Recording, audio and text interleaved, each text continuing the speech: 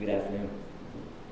My name is Shin Packard, and I own and operate a little bar in Itaewon. And for the first time in a long time, I'm happy. I have my family, my puppy, and a project I'm very proud of. I've had a bit of a journey to get here, and this journey is what I'm going to speak to you about today. Today is November 10th. Tomorrow is the 11th, which is Veterans Day, a day when those who served in the armed forces are honored. I felt obligated to mention this day as this talk touches on many issues facing those who have served. Mainly, that they kill themselves at a rate exceeding 20 veterans a day. And let's get into it. I was born and raised in Toledo, Ohio. I had a beautiful childhood with not too much to complain about. Following a family tradition, I joined the United States Army in 2004. I was in the United States Army for around 50 months. Of those 50 months, I spent 25 months in Iraq, Baghdad in 2005, and northern Iraq in 2007. I came home a different person. There were so many things going on in my head that after a short honeymoon period of being home and being a civilian, I began to blame family and close relations for my unhappiness and unease. I began a self-imposed seclusion. I purposely drove off those closest to me in fits of self-loathing. I was not working. I was drinking far too much. I was not enrolled in university. All in all, I was in a very dark place.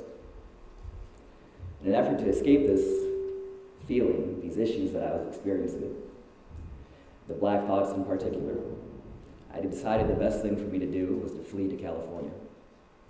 A new start for my life, leaving the unhappiness behind, sell the truck, learn to surf, buy a motorcycle, and go to college on the far coast. With retrospection, I can now tell you that merely relocating your problems is no solution, as my time in California proved. I remained antisocial and separate. I did not involve myself in university, and I made no effort to expand on a very small network of friends. I was as dark and depressed as I'd ever been in my life while I lived in that sunny state. My decisions and my mindset during this California period made my mental health plummet.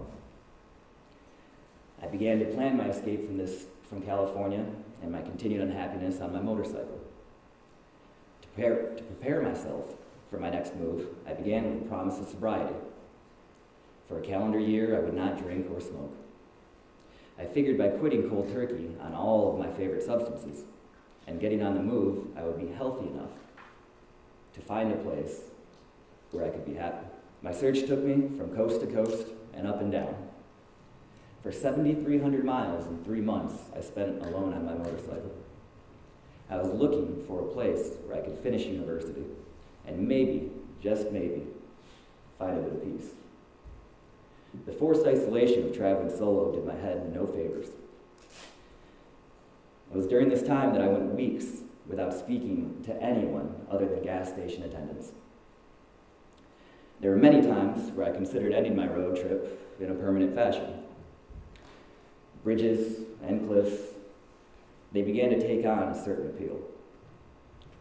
The only thing that stopped me from giving in to these motivations was that my journey did not feel complete. So, when I finally pulled into Bowling Green, Ohio, and found myself driving down Main Street, USA, I immediately felt at peace. Something about this small farming town felt right. So, I rented a house, I enrolled in university, and it just so happened that 365 days of sobriety had passed, and I was due for a whiskey. I was made to feel welcome at a local establishment. And it was that moment that I pinpoint as the beginning from my path back from the dead. I felt so welcome that I became a regular patron, hanging about so much that they eventually hired me. After a semester working as security, I moved behind the bar. I learned the trade, how to bartend. Tending bar forced me to leave my self-imposed isolation. It made me drink socially and not alone. It reminded me of the happiness people have in their lives. And by providing service as just a small part of their happiness, I could share and enable all of their smiles. And maybe, just maybe, I could make someone feel as welcome as myself was made to feel. Bartending forced me to do something that I had avoided for the years since my separation from the military. It was something I had long avoided. It was becoming a member of a community. When you're a bartender, you cannot help. But being forced out of my self-imposed isolation was a blessing. It made friendships worth having, relationships worth pursuing. Working these late nights actually motivated me to take on a bigger course load at the university, graduate a bit earlier. And by making a few drinks and talking to a few people, I was able to gain a bit of perspective on just how crazy I had been. Being around others at the bar helped me put away some of the sadness I had carried with me since my separation. The traveling bug hit me again after a few years of doing this small town, slow college lifestyle. And so back on my bike, I took off again. But the difference this time, it was not a blind flight like my original trip. This was seeking the next stop on my journey.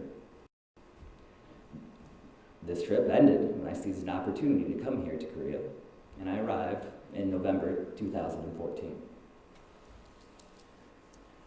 How you guys doing today? My first and only other job I have held here while bartending was at my friend's establishment, the Liberty. After learning Korean cocktail culture at their establishment, I opened Blacklist in November 2016.